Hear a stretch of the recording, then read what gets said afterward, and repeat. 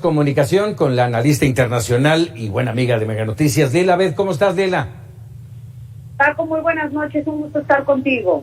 A ver, déjame de entrada preguntarte, ¿es esta una derrota humillante para los Estados Unidos?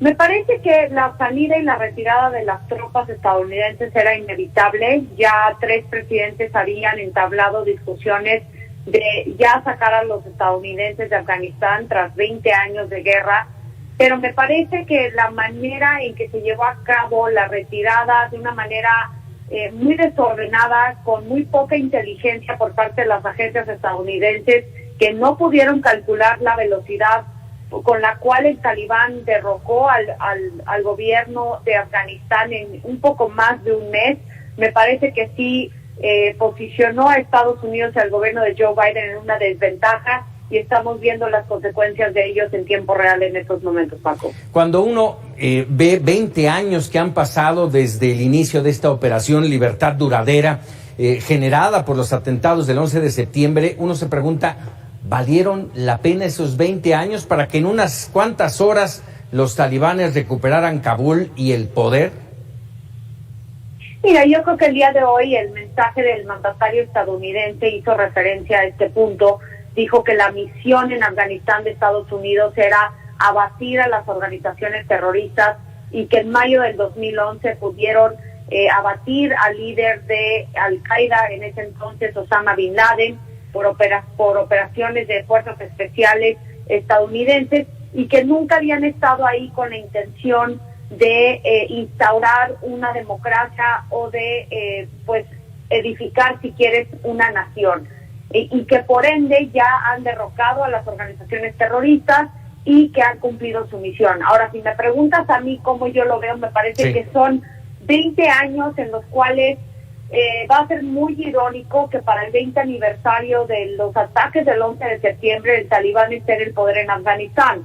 Yo creo que eso en sí dice mucho de cómo se llevó a cabo esta guerra en las últimas 2 décadas en Afganistán.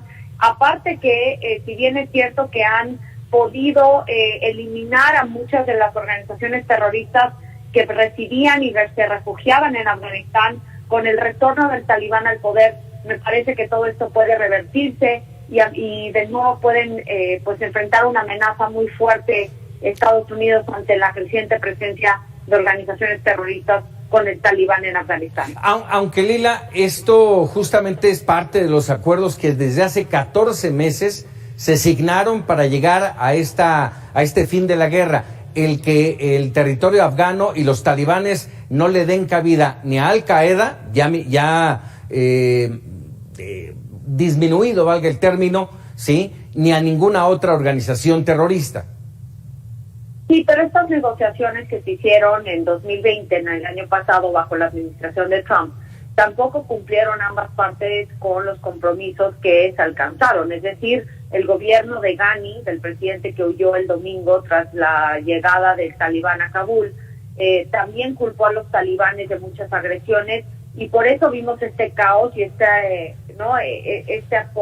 hecho de que se apoderó el Talibán en muy pocas semanas de varias capitales y provincias estratégicas, tanto en el norte como en el sur de Afganistán. Hubo un rompimiento importante de esas negociaciones entre el gobierno de Afganistán y el Talibán, y por eso vemos que justamente el presidente Ghani, cuando entra el Talibán, huyó, porque de haber negociaciones claras con compromisos cumplidos, no se hubiera desatado el caos que estamos viendo hoy en día en Afganistán. Fíjate que hay un tema que nos lo puso hace apenas un momentito en una de las piezas que hablaban justamente de este tema de Afganistán. Una mujer afgana que ofreció respondió a una pregunta de un periodista y lloraba y decía que ellas ya no existían. ¿Qué representa todo esto que está pasando para las mujeres afganas? Sí, justo vi a esa periodista, le estaba haciendo una pregunta ahí al vocero del Pentágono, si mal no recuerdo, y yo creo que las que más van a sufrir el retorno del Talibán al poder, Paco, van a ser las mujeres y las niñas de Afganistán, que si bien es cierto todavía tenían ciertas restricciones, la verdad es que bajo el gobierno de Ghani podían estudiar, podían trabajar y gozaban de mayores libertades. Ahora con el talibán y su ideología extremista musulmana, pues regresan a esta represión total de sus derechos humanos y de sus libertades fundamentales. Y me parece que esto sí va a ser uno de las grandes consecuencias de la llegada del talibán y de la salida de Estados Unidos. Por último, te pregunto, Lila, después de 20 años, ¿estaríamos en el punto de regreso a la historia?